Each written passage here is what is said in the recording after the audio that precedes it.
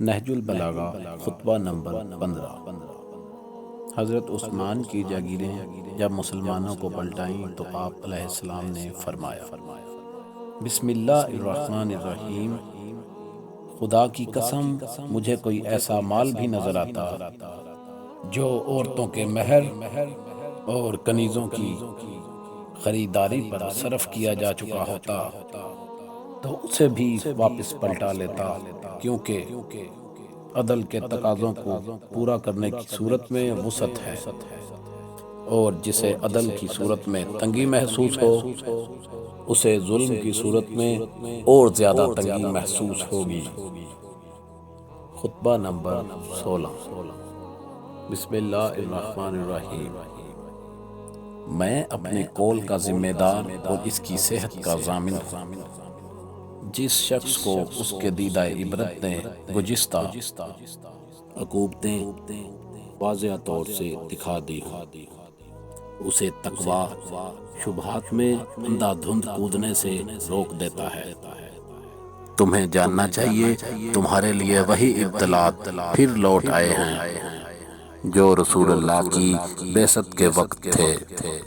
اس خدا کی قسم جس نے رسول کو حق و صداقت کے ساتھ بھیجا، تم بری طرح سے تہ و بالا کیے جاؤ گے اور اس طرح چھانٹے جاؤ گے جس طرح چھلنی سے کسی چیز کو چھانا جاتا ہے، اور اس طرح غلط ملط کیے جاؤ گے جیسے چمچے سے ہنڈیا، یہاں تک کہ تمہارے ادنا اعلیٰ اور اعلیٰ ادنا ہو جائیں گے۔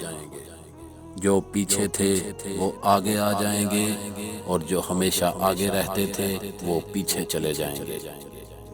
خدا کی قسم میں نے کبھی کذب بیانی سے کام نہیں لیا اور نہ کوئی بات پردے میں رکھی۔ مجھے اس مقام اور اس دن کی پہلے سے خبر دی جا چکی ہے۔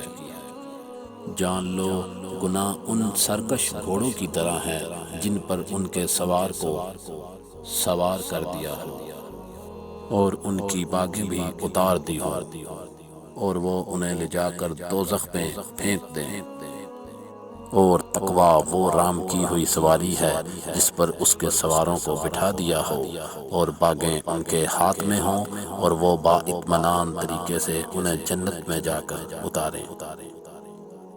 ایک حق ہوتا ہے اور ایک باطل، اور کچھ حق والے ہوتے ہیں اور کچھ باطل والے۔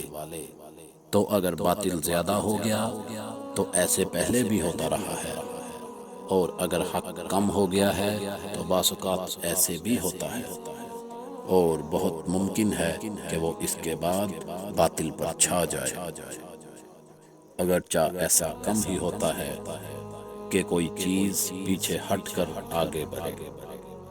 اسی خطبے کا ایک حصہ یہ بھی ہے، جس کے پیش نظر دوزخ اور جنت ہو اس کی نظر دوسری طرف نہیں اٹھ سکتی۔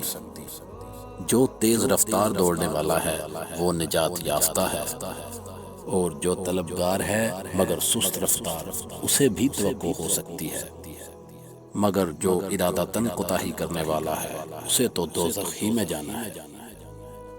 دائیں بائیں گمراہی کی راہیں ہیں اور درمیان والا راستہ ہی صراط مستقیم ہے۔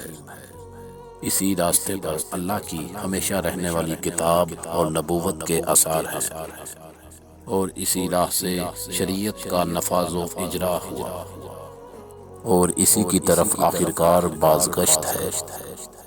جس نے غلط ادا کیا وہ تباہ و برباد ہوا، اور جس نے اس طرح باندھا وہ ناکام و نامراد رہا۔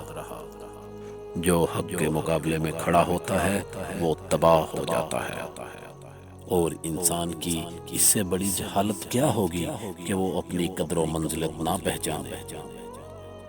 وہ اصل و اساس جو تقویٰ پر ہو برباد نہیں ہوتی، اور اس کے ہوتے ہوئے کسی قوم کی کشت بے آب و خشک نہیں رہتی۔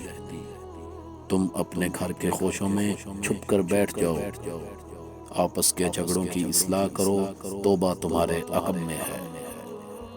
حمد کرنے والا صرف اپنے پروردگار کی حمد کرے، اور بھلا برا کہنے والا اپنے ہی نفس کی ملامت کرے۔